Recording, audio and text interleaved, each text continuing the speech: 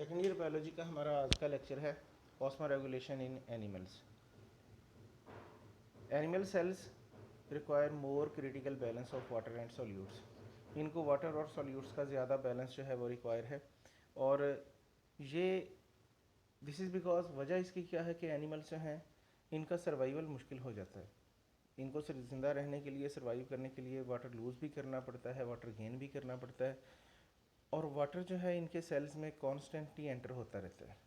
Water जो है उनके सेल में कॉन्स्टेंटली एंटर भी होता है, बाहर भी आता है। They constantly lose water, they constantly gain water. लेकिन इसके बावजूद जो इनके अंदर वाटर सेल्स के अंदर वाटर और सॉल्यूट्स हैं, they are kept in balance. Osmoregulatory strategy देखते हुए ये एनिमल्स जो हैं ये दो कैटेगरीज में डिवाइडेड हैं। पहले नंबर पे आते हैं ऑस्मो कन्फॉर्मर्स। ऑस्मो कन्फॉर्मर्स ऐसे एनिमल्स हैं जो कि अपनी इंटरनल ऑस्मोटिक स्टेट मेंटेन नहीं करते, यानी इनको ऑस्मो रेगुलेशन की ज़रूरत नहीं होती। उसकी वजह यह है कि इनका जो बॉडी फ्लूइड्स हैं they are kept isotonic to the external environment, यानी जैसा एक्सटर्नल एनवायरनमेंट है वैसे ही इनके बॉडी फ्लूइड्स जो हैं वो कॉन्सेंट्रेशन उनका हो जाता है। इनके बॉडी फ्लूइड्स जो हैं अगर मैरीन एनवायरनमेंट में पाए हैं ये एनिमल्स, तो इनके बॉडी फ्लूइड्स जो हैं वो फिर भी जो है वो मैरीन एनवायरनमेंट के मुताबिक जो है वो आइसोटोनिक ही रहेंगे। दूसरे नंबर पे आ जाते हैं एनिमल्स, उन्हें कहते हैं ऑस्मो रेगुलेटर्स। ये ऐसे एनिमल्स हैं जिनको अपनी इंटरनल ऑस्मोटिक स्टेट मेंटेन करनी पड़ती है। दे maintain their internal osmotic state. उसकी वजह यह है कि इनके बॉडी फ्लूइड्स जो हैं वो अपने सराउंडिंग एनवायरनमेंट के लिहाज से जो हैं वो चेंज होते रहते हैं। Their body fluids differ greatly with the external environment.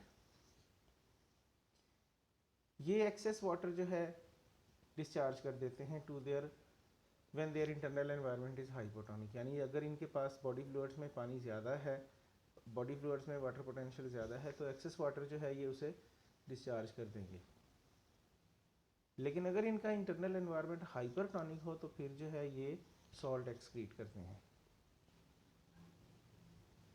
ये एनिमल्स जो हैं मुख्तलिफ़ किस्म के एनवायरनमेंट में पाए जाते हैं और अपना ऑस्मोटिक बैलेंस मेंटेन करने के लिए इनमें जो है डिफरेंट टाइप्स ऑफ अडाप्टेशन, मुख्तलिफ़ किस्म की अडाप्टेशन पाई जाती हैं। यानी ये वाटर लूज़ करते हैं, गेन भी करते हैं, इसी तरह सॉल्ट जो है लूज़ करेंगे, सॉल्ट रिमूव करेंगे। और इसी क्वेश्चन नेक्स्ट टॉपिक में हम देखेंगे कि कुछ एनिमल्स जो हैं वो सॉल्ट अपटेक भी करते हैं। हमारे पास आता है नेक्स्ट, हमारा अगला टॉपिक जो है वो है osmo regulation in marine environment.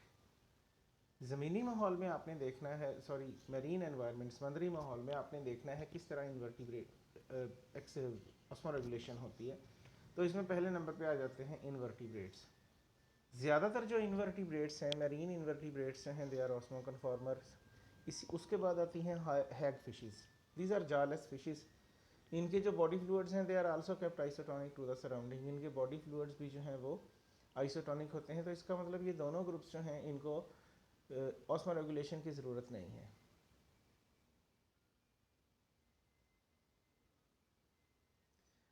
तो मेरीन एनिमल्स में ऑस्मो रेगुलेशन सबसे पहले आपने देखनी है कार्टिलेजिनस फिशेस में। कार्टिलेजिनस फिश की ज़रूरत क्या है? इन्होंने अपना इंटरनल सॉल्ट कॉन्सेंट्रेशन कम से कम रखना होता है according to their surrounding sea water. समंदरी अपनी सराउंडिंग के मुकाबले में ये अपना सॉल्ट कॉन्सेंट्रेशन जो है वो उसे कम से कम रखने की कोशिश करती हैं। इस मकसद के लिए ये किडनीज़ का यूज़ करते हैं और अपने सॉल्ट्स जो हैं वो गिल्स के ज़रिए भी एक्सक्रीट करते हैं। इन एनिमल्स में इसके अलावा एडिशनली इनके अलावा जो है इनमें सॉल्ट सिक्रीटिंग ग्लैंड्स पाए जाते हैं which are known as rectal glands. ये रेक्टल ग्लैंड्स जो हैं वो एक्टिव ट्रांसपोर्ट के ज़रिए, एक्टिव मैकेनिज़्म के ज़रिए इनके सॉल्ट्स को रिमूव करते रहते हैं। दूसरी कैटेगरी जो एनिमल्स की आती है they are known as urea retaining fishes. Cartilaginous fish के मुकाबले में इनकी ज़रूरत और है।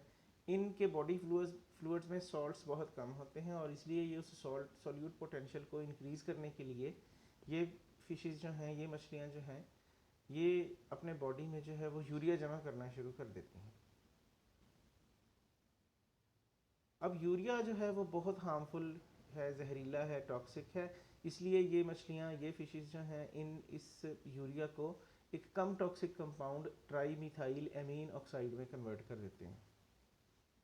ये कंपाउंड जो है ये इनको फिर प्रोटेक्शन प्रोवाइड करता है against the harmful effects of urea.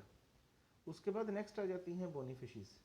Bony fishes जो हैं they were evolved from the fresh water ancestor, यानी इनके एंसेस्टर जो हैं फ्रेश वाटर में थे। Later on they became marine, बाद में जो है वो ये समुद्री माहौल में शिफ्ट हो गई। इनका बॉडी फ्लूइड्स जो हैं they are hypotonic, body fluid इनका हाइपोटोनिक है और इसलिए जो है they constantly lose water to their environment. Surrounding इनकी हाइपरटोनिक है, इसलिए जो है ये कॉन्स्टेंटली जो है वाटर लूज करती रहती हैं। इस तरह से इनमें जो है इन्हें पानी की कमी का सामना हो जाएगा। उस पानी की कमी को पूरा करने के लिए they drink a large amount of sea water, बहुत ज़्यादा समुद्री पानी पी जाती हैं। और ऐसा करने से फिर इनमें सॉल्यूट पोटेंशियल सॉल्ट्स बढ़ जाएंगे, तो ये जो है कॉन्सेंट्रेटेड यूरिन जो है वो एक्सक्रीट करेंगी। इस तरह से जो है ये सॉल्ट्स रिमूव करेंगी but with minimum loss of water. तो ऑस्मोरेगुलेशन जो है ये इसकी वजह से एनिमल्स और प्लांट्स जो हैं ये जो हैं they are found in a wide range of habitats. ये था हमारा आज का लेक्चर।